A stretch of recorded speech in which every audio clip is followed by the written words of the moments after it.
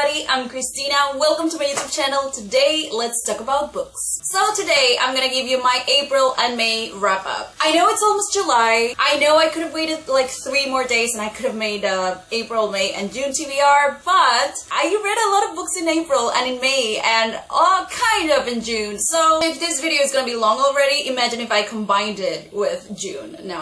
June is gonna be a separate video. Also, I never told you that in May, my TBR jar challenge was to read a graphic novel, but I read a manga instead. Is that a graphic novel? I consider it a graphic novel. I don't know if it actually is, but I read 2 mangas instead. If you want to know in detail some of the books that I read, you should go and visit this link over here of my vlog of the 30-day reading challenge, because in this video I have the actual reaction to every book right after I read it. So just go ahead and check it if you want to know more of what I thought about each book. So I finally read the sequel to Cinderella, and I didn't like it. I can't believe this. I didn't like it. I liked the first half of the book, and the second half I was just like, this is too much. This should have been just one book. I don't like the plot. I'm not enjoying this. I had to finish it because I liked the characters, but I just didn't like the story. I felt like it was unnecessary. I read it in one night. I couldn't sleep until I finished that book. And I didn't like it. You know how disappointing is that? I was so looking forward to that book. Then I listened to the audiobook and read Illuminate. That book was so good. I have a whole video with all of my thoughts, and you can click it right here, and I'm gonna leave the link in the description. But I mentioned there that Illuminate is like a roller coaster, like an actual roller coaster. You have 200 pages and you're going up, and then it's just twists and turns and ups and downs, and it's just so good. It's one of my favorite books I've read this year. I think everyone has read it, but if you haven't, go ahead and read it. It's so good. Then I read this baby. This beauty. It was a reread for me, but the last time I read this was, I don't know how many years ago, like 7, 8, 10, I don't remember, but I didn't remember almost anything. I just remember some specific points, like, you know, the Clary and Jace being brother and sister. For me, it was a reread, but it was like actually reading it for the first time.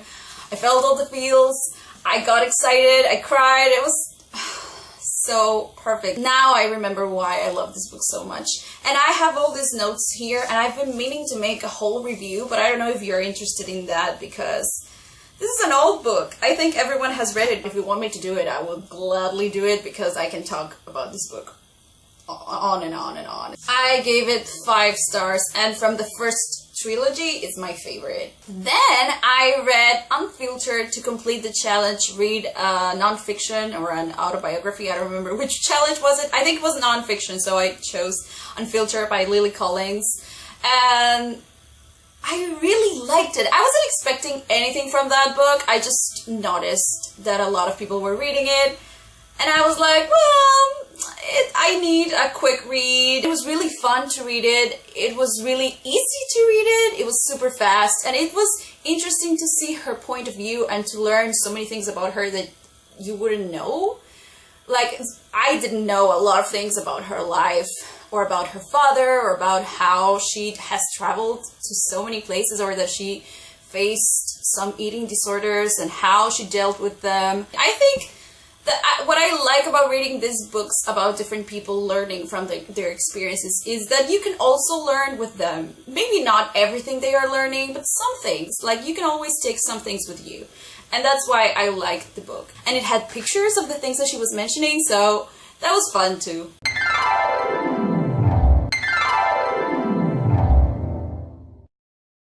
I had so many expectations because everyone was praising Geekerella. I was so excited to read it. The concept drew me to it because it was like, it's us going to different cons and just cosplaying, and oh my god, this book was such a disappointment. I think it was even more disappointed than Happily Ever After. I just couldn't stand this book. Yes, I read it in one sitting, in one night. but that doesn't mean that it was good. Like, maybe it's good for other people. If you liked it, I'm really happy that you did. But I just didn't like it at all. I didn't like, I prefer to read from the point of view of the prince, or in this case, the actor. I don't even remember his name. That's how much impact that book had on me. But I was enjoying his chapters and her chapters. I was just like, oh, I should just skip them. I didn't care at all about her friend, about her family, about nothing. And also, here's a spoiler. So if you haven't read this book and you don't want to be spoiled, just mute this video until the word spoiler or the cover is gone. But when he recognized her, he just recognized her because someone mentioned her name. And I was like, what, is this like the only person that can't have that name? This is just so stupid. And the ending, so corny and cliche, and so I felt I was watching a bad Disney Channel movie. That's how I felt. I was just so disappointed. It felt like I was just reading the Cinderella story, and there was nothing new to it. Not even the geeky part. No, not even that. It was just so bad. I'm sorry I'm ranting so much, but it's just like, I was so happy that I was gonna read that. I had so many expectations and they were crushed. Ugh. Then I read Lovely Complex Volume 3 and 4. Lovely Complex is another one of my favorite animes and mangas. So it's always gonna have 4 or 5 stars because I just love it so much. I love the characters, I love the story, and it makes me feel happy every time that I read it. It's just like Ranma. It makes me just like feel all the butterflies. So then I listened to the audiobook of Prisoner of Azkaban. I remember the first time that I read Prisoner of Azkaban, it's not that I didn't like it. Of course I liked it, but it wasn't my favorite. And I didn't understand why everyone was like, oh, Prisoner of Azkaban is my favorite book. Now that I reread it or listened to it, now that I listened to it in English, it was much better than what I remembered. And I really enjoyed reading it or listening to it. Then to complete another one of the challenges of the readathon, I had to read As Old as Time by Liz Braswell. I was super excited about this book because it was a Beauty and the Beast retelling. And I was looking forward to a good retelling, especially after Geekerella and Happily Ever After. But it was another disappointment. I'm not gonna say it was bad. It was just like, it was just, I don't know, not a lot of things were happening. It was a little slow, and it didn't grab my attention. Like, I liked the parts where they showed the life of Belle's father and mother, but when we went back to Belle, it was just like, oh, this is like watching the movie, so I'm gonna just watch the movie. So I DNF'd it. Then, oh my god, then I read the A Court of Thorns and Roses trilogy.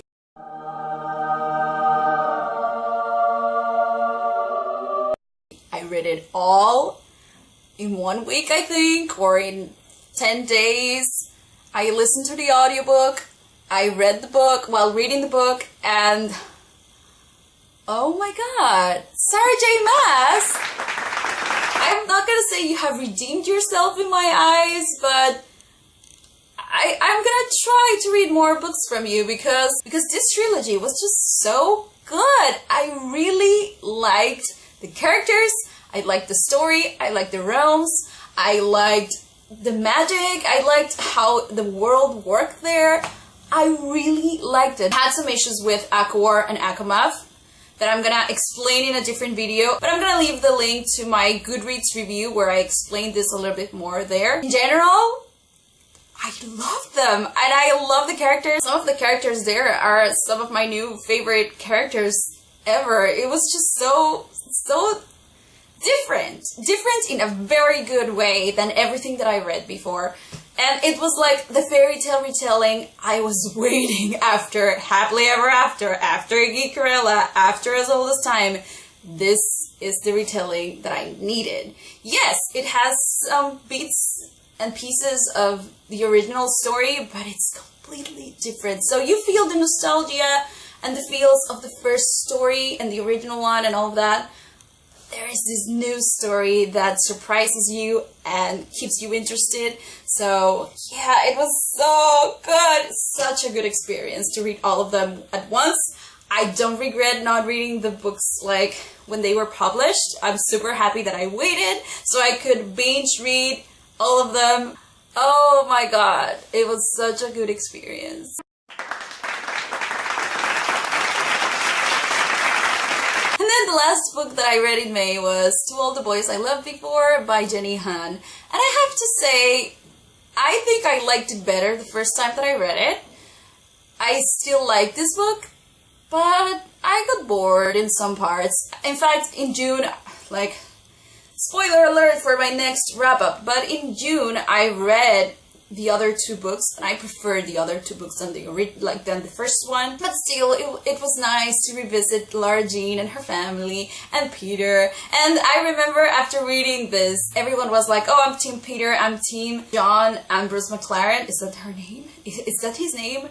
Well, McLaren. I'm Team Peter or I'm Team McLaren. And after the years passed, because I read this like 3 years ago or 2 years ago, after the months and years passed, I didn't remember why people liked McLaren, but I remember that I was like Team Peter all the way, and now that I read it again, I was like, yeah, I'm Team Peter all the way. And this was before reading the last book. I'm just saying, like, in the first two books, Peter, I love you. And that's it. Oh my god, this video is so long, but I'm so happy because that only means that I read a lot, at least for me. Last year, I read 30 books and 14 were in December. 38 books! For me, that's huge. I know some of you have already read like 50. Good for you, but for me, 38, it's huge. So I'm super excited. I really hope that I get to edit this tonight because in 1 hour, yeah, 1 hour and a half, I'm gonna get my wisdom tooth removed. And I don't know in how much pain I'm gonna be, but I'm gonna try my best to edit this video because this should be up today. Don't forget to give this video a thumbs up if you liked it and subscribe or subscribe depending on where you're watching this. And let me know in the comments if you have read any of the books that I've mentioned. I'm Christina. I make videos every Tuesday. See you later. Bye!